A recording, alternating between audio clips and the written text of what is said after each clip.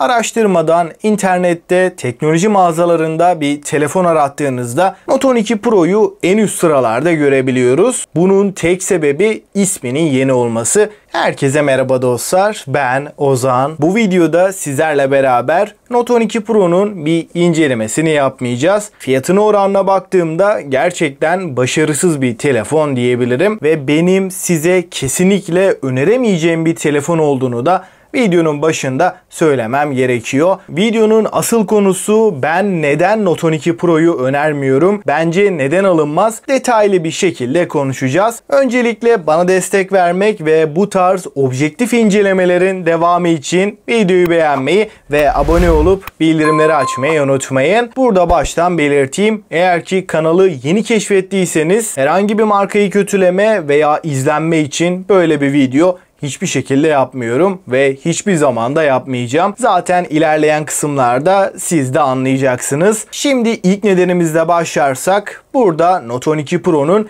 işlemcisinden bahsedeceğim. Baktığımızda hala güçlü ve performanslı bir işlemciyle birlikteyiz. Fakat 10.000 TL bandındaki fiyatıyla Snapdragon 732G'nin burada bizlere sunulmuş olması gerçekten çok büyük bir dezavantaj. Çünkü baktığımızda neredeyse 3 yıllık bir işlemciyle karşı karşıyayız. Fiyatına oranla bu işlemci kesinlikle yeterli değil. Xiaomi ne yapmaya çalışıyor hiçbir anlam veremiyorum. Note 12 Pro'da 732G'nin olduğunu söyledik. Fakat Note 10 Pro'da da aynı işlemciyle beraberiz. Note 11 Pro'da ise Helio G96 gibi hem mimari açısından verimsiz bir işlemci hem de daha düşük performanslı bir işlemciyle karşılaşıyorduk. Yani Note 12 Pro, Note 10 Pro'nun kopyası iken Note 11 Pro'dan iyi bir performansa sahip. Ama Note 10 Pro'ya baktığımızda birebir aynı sonuçlarla karşılaştığımızı söyleyebilirim. Burada hem oyun performansında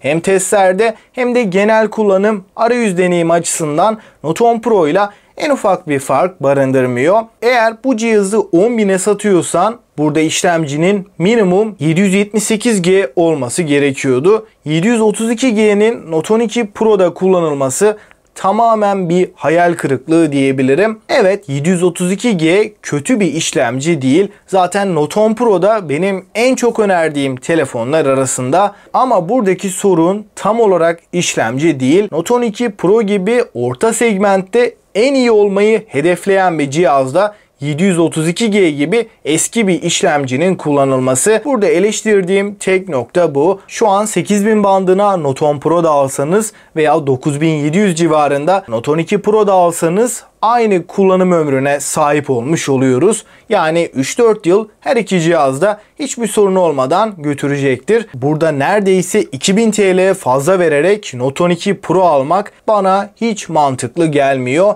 Aynı şekilde ikinci nedenimize geçersek burada da kameralardan bahsedeceğim. 108 megapiksel Samsung'un ISOCELL M2 sensörünü burada görebiliyoruz. 8 megapiksel ultra geniş ve 2'şer megapiksel makro ve derinlik algılama kameraları var. Ana kamera ve ultra geniş açı lensinin Note 10 Pro ile birebir aynı olduğunu söyleyebilirim. Note 10 Pro'daki kameraları aynen Note 12 Pro'ya koymuşlar. Fakat makro kamera noktasında Note 10 Pro benim çok beğendiğim bir cihazdı ve 5 megapiksellik makro kamerayı Note 10 Pro tarafında görebiliyorduk. Fakat burada makro kamerada da bir kısıtlamaya gidilmiş ve 2 megapiksellik Note 11 Pro'daki kamerayı buraya koymuşlar. 4K 30 FPS'te de EIS desteğiyle beraber videolar çekebiliyoruz. Burada yine OIS desteğimiz yok ve ön tarafta da 16 megapiksel f2.45 diyaframlı Full HD 30 FPS videolar çekebilen bir kamerayı da görebiliyoruz. Açıkçası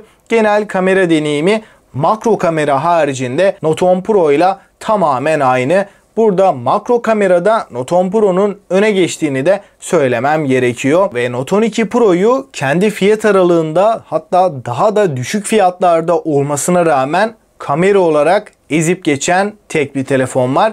O da Galaxy A34. Hem OIS'li ana kamerası hem de yardımcı kameraların performansı Note 12 Pro'ya oranla çok daha iyi bir seviyede diyebilirim. Kamera olarak da Note 12 Pro bu fiyat bandında kesinlikle sınıfta kalıyor. Üçüncü nedenimiz 5G desteğinin olmaması. Burada 5G'nin olmamasının yanı sıra Wi-Fi 6, Bluetooth 5.3 gibi güncel teknolojileri de Note 12 Pro'da göremiyoruz. Note 10 Pro'da bile Bluetooth 5.1 varken Note 12 Pro'da Bluetooth 5.0 bulunuyor ve artık orta segmentte de standart bir hale gelen IP67 sertifikası da tabii ki Note 12 Pro'da yok. IP53 sertifikasıyla olası su sıçramalarına karşı korunuyor. Yani telefonu kullanırken su sıçramalarına karşı dikkatli olmanızda fayda var. Yoksa telefonunuzda geri dönülemeyecek sorunlar olabilir. Note 12 Pro almamak için son nedenimiz de kesinlikle tasarımı. Note 12 Pro tasarım olarak malzeme kalitesi yönünde